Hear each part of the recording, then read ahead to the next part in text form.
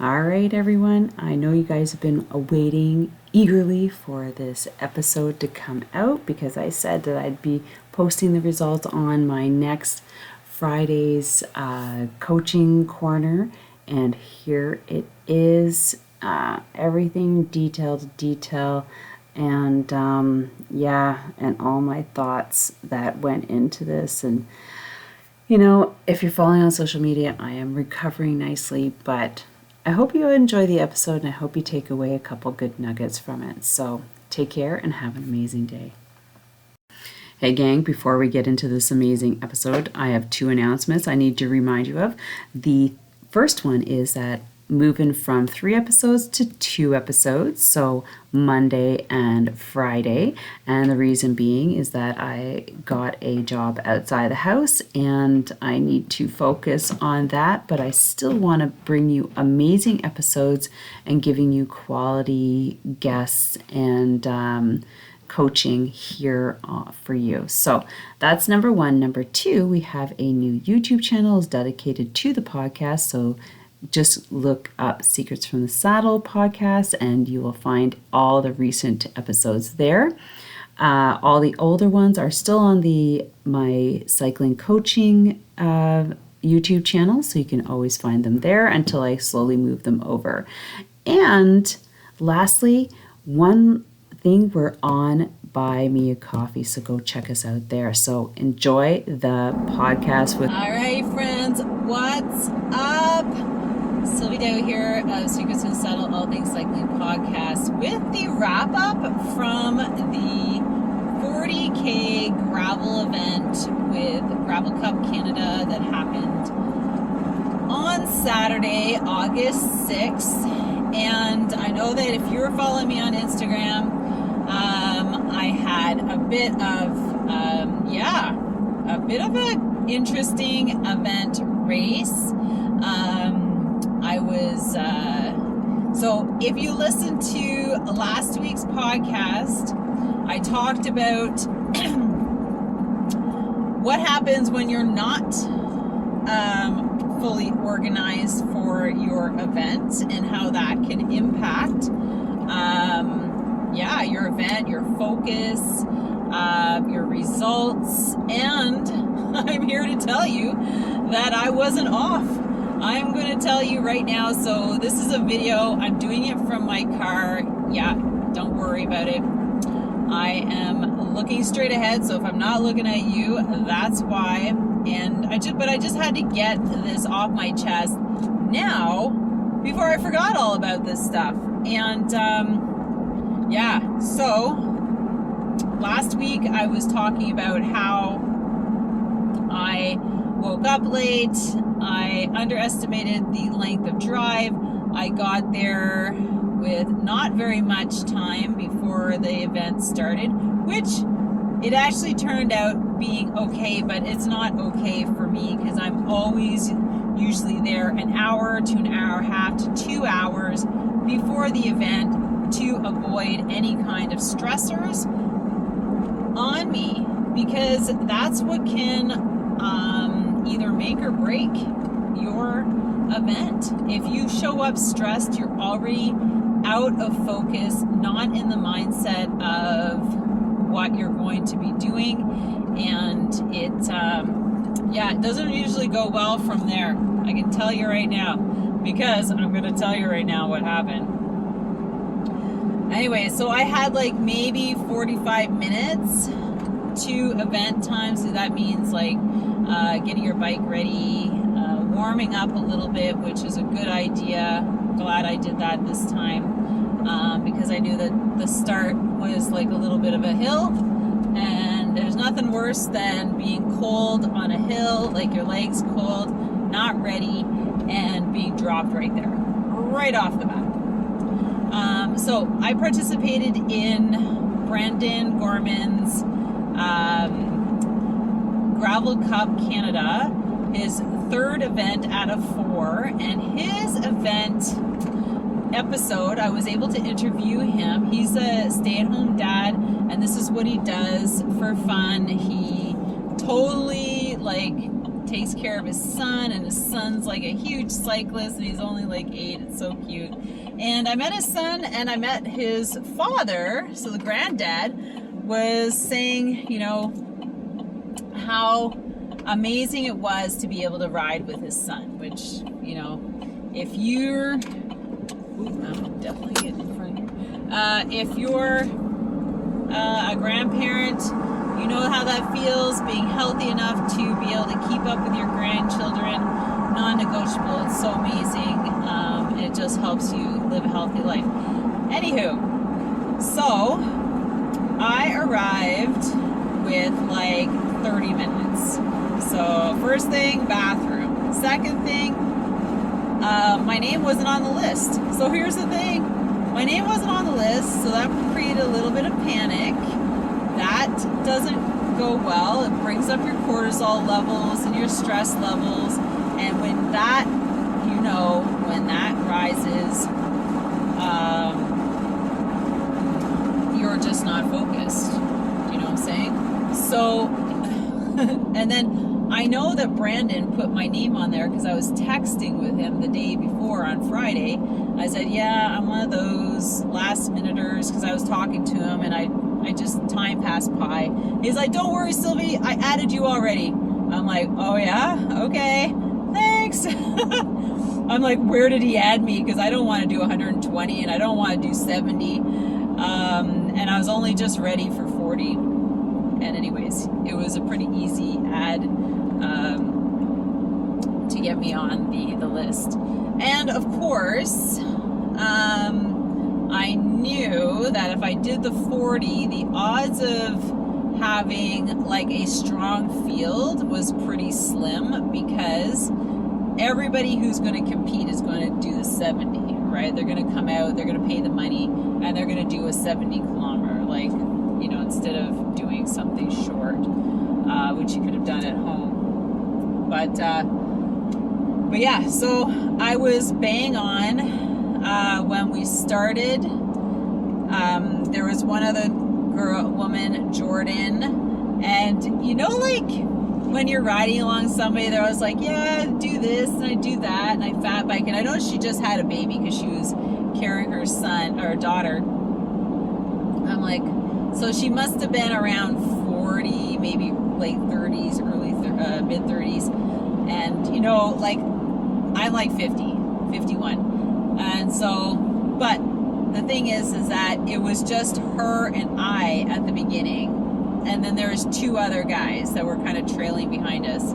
So I knew this is it. This is 1 and 2 right here. You know, what am I going to be? 1 or 2. And so we're going along, and you know, we're talking, and we're like, yeah, I do this, and yeah, I do that. So, you know, the credentials are starting to rise. I'm like, okay, she fat bikes in the winter, and she's familiar with this trail.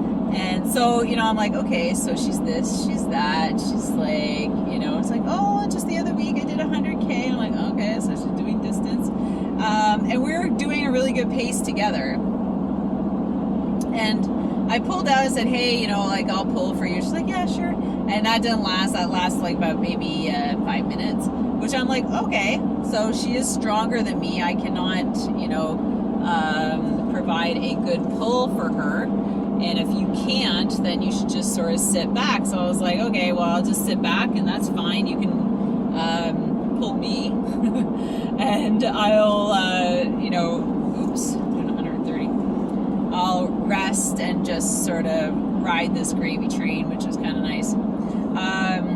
So that was going along really nicely, loving it, until my chain dropped. Fuck, man, fuck, and fuck. I looked down, and there's a chain guard on my chain, because I asked for one for my Montu bike, because I had dropped the chain a couple times. So the tension wheel on the derailleur was already at max, and I'm just literally like, I don't know about you, but I just ride my stuff really hard.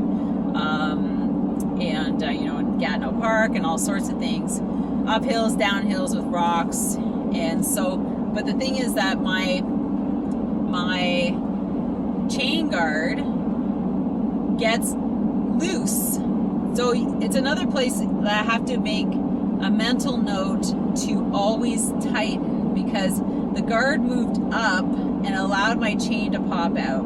Otherwise, it's usually down right on the chain, and it wasn't. And so when I put it back on the chain, I literally slammed it down on my chain so it wouldn't happen again.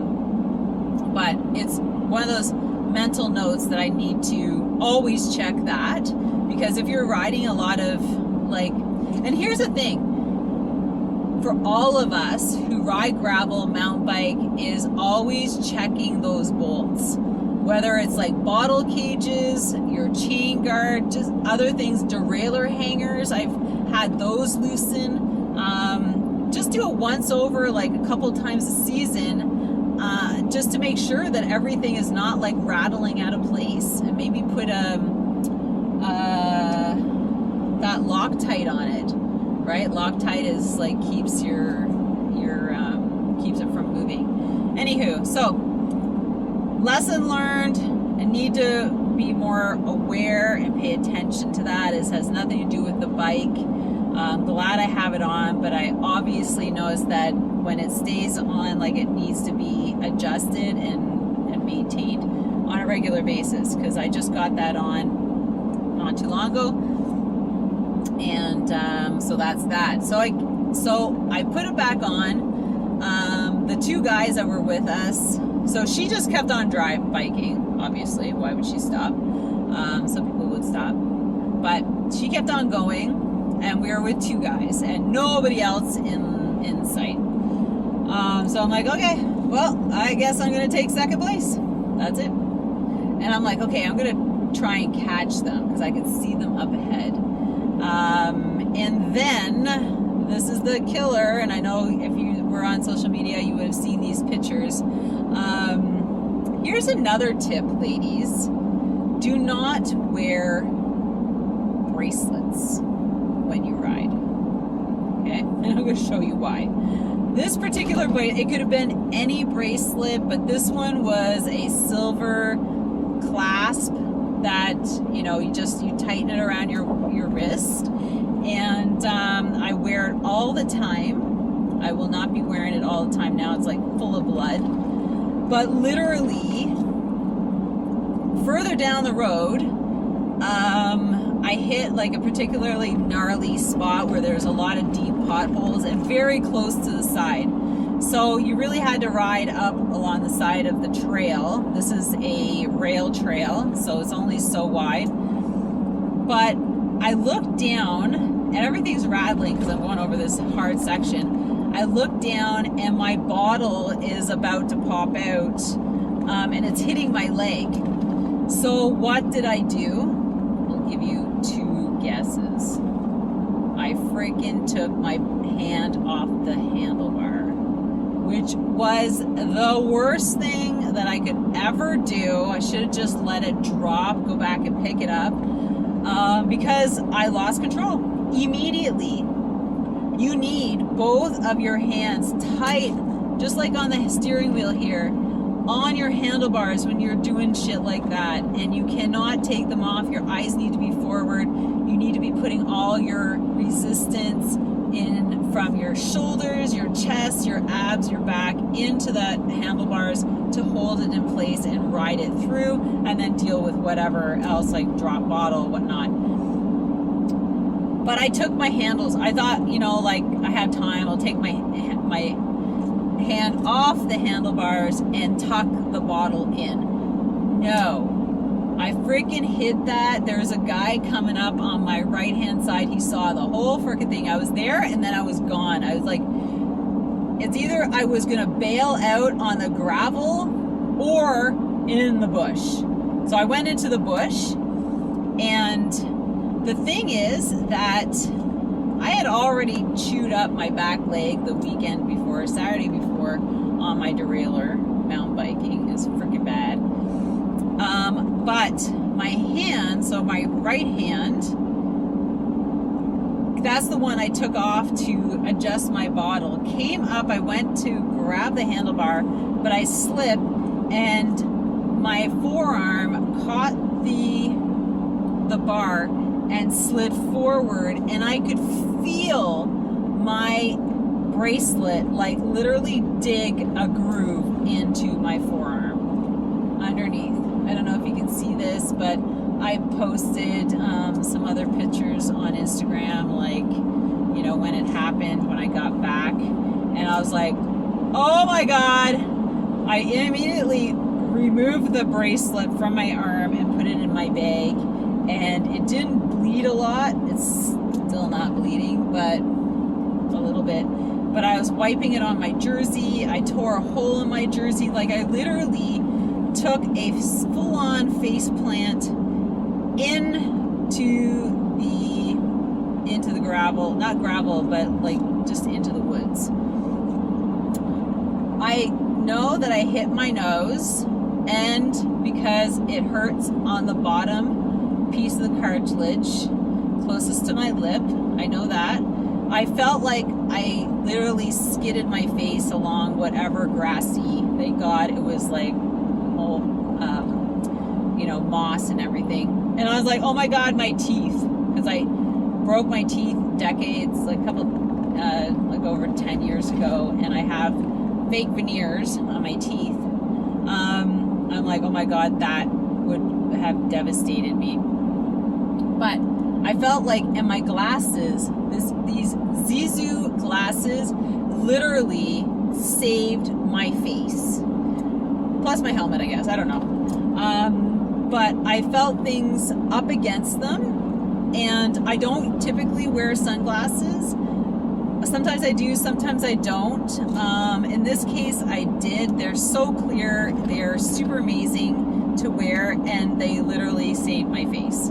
Saved my eyes, whatever. Like, I scraped my nose. I can see there's little bit of redness, kind of where my glasses hit my bridge of my nose. But the funny thing is that these glasses, they kind of like, they're so soft that I didn't get any kind of pressure on my face at the time. I'm actually kind of starting to experience a headache, but I don't know, maybe it could be because it's like 40 degrees out, stinking hot. But it kind of feels like it's coming from the forehead and the nose. So that is a result of the fall. And the guy's like, oh my God, you're okay. Are you okay to get on your bike? I was just like, I felt like freaking screaming from the inside out. And I was just standing there looking for my bottle. I could only see one. So I grabbed it. The other one, I don't know where the fuck it went. And I put it in, and I got on my bike. My chain was off again. Put that on. And my bike was fine, actually. And I was pedaling, and I could hear this clink, clink, clinking. And I was like, what? Oh my God, maybe I broke a spoke, because I went full on into the woods. And like my bike was like in the bush. I'm like, maybe I broke a spoke. Maybe that's what that noise is coming from. But I looked down, it was my water bottle cage. So the bolt, the top bolt had come off. So that was probably why the bottle was starting to hit my leg, because it was falling to the side. And it was twisted upside down, and it was hitting my pedal. I was like, oh, okay, well, at least I know that what's going on. It's not my wheel. And then I went down. I was like, okay, I'm gonna slow down, because you know this is kind of annoying, and see if I can switch the bottle, because I'm not gonna stop and take it off to the other side. And then it just popped off. I was like, okay, fabulous. I put it in my bag, and I kept on biking. I was like, so it could have been just in the midst of falling off, because I was going through so much of a bumpy area. And anyways, just got right back on the bike. I'm like, fuck, I gotta finish this and secure and you know, make sure I get second place. So, and the thing is that, where are you gonna go, right? You have to get out of the course. Unless it was like seriously like I had seriously hurt myself, then we'd have to, get somebody in. It was a rail trail, so you'd have to get like maybe an all-terrain vehicle to come in and get me. Where the hell am I? But yeah, so it's just all the adrenaline. I got back on my bike, I rode it out. This other guy kind of hung out with me, and then until he saw I was okay, and then he took off. And that's totally cool. His name's Jonathan, by the way. All Day Magazine. We're gonna be talking about that soon. All Day Magazine, and super cool guy from Quebec, and yeah, we're gonna have him on the podcast later, because we met up after we all finished, and the thing is that then he was telling me about his magazine and everything, and how he tests products. And so anyways, super cool guy. Looks like we might collaborate on a couple things, but you never know who you're going to meet at these events. Saw some of my friends, and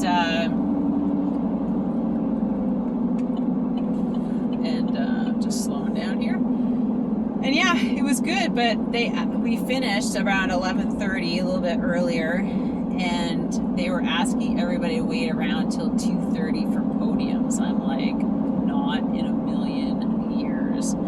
Grab my beer, grab some food, and the three of us, first, second, and third, were there.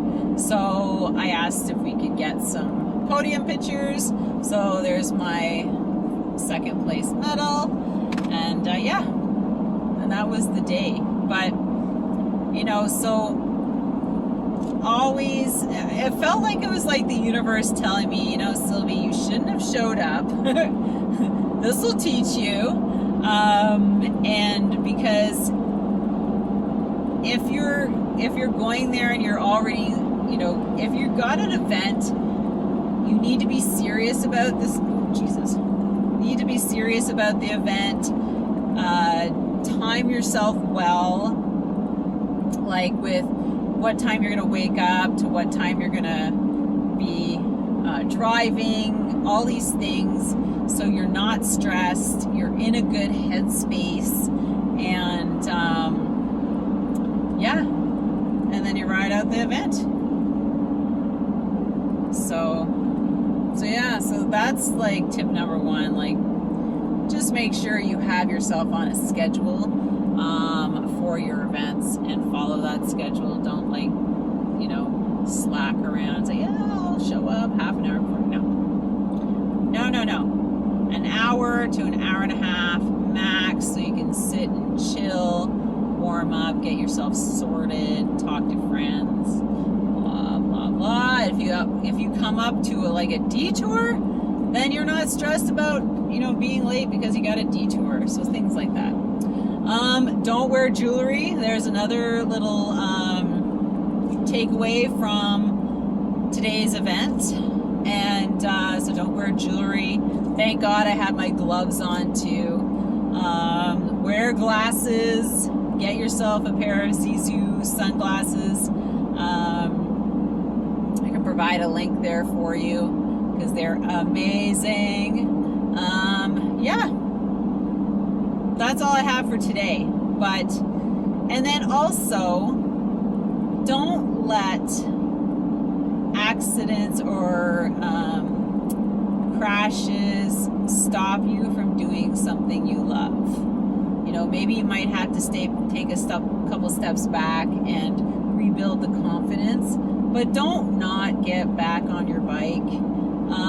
It's the worst. What are you going to replace it with if you're sitting there and you're fearful because you're going to have another crash? Well, everybody has a crash, or at some point in time, and we all learn from these things. It's about being aware. It's about taking your time.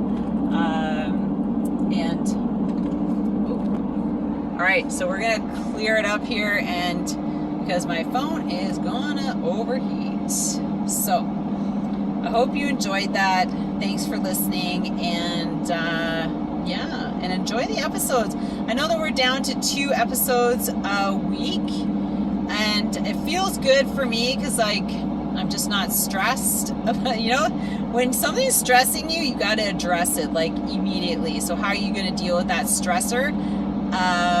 You either eliminate it or you make adjustments. So I made some adjustments because I don't want to eliminate this. This is a fabulous thing to have, and I know a lot of people are enjoying the episodes. So love you all. Have an amazing day, and don't forget to get on your bike. Hey friends, thank you for enjoying this podcast episode. I'd love to invite you to visit our new and exciting page on buymeacoffee.com/secretsaddlepod to check out some cool downloadables. And if you are so inclined to supporting the podcast with the purchase of a coffee, would be greatly appreciated in helping keep the podcast going. Also, providing a separate rating and review on your favorite platform with any thoughts about the podcast are hugely helpful and appreciated. Thank you so much, and have yourself an amazing day. Thank you so much for spending this time with me on the Secrets from the Saddle podcast, learning more about citing people, places, and things that make cycling such an exciting sport. I am so glad you stopped by today. Please leave me a review if you feel so moved to do so. I would love to hear your feedback. And if you could take 1 second to share this episode with someone you think would enjoy it, I would be forever grateful. Also, if you could please leave me a review if you feel so moved by going to iTunes and leaving me an honest thought and an honest comment, telling me what you think, and most importantly, tell me what you'd like to hear more of. It would really help me to bring more great, inspiring cycling stories to you. Until then, have an amazing day. Make sure you ride your bike. And don't forget to visit my YouTube channel if you'd like to see the full version of this podcast live.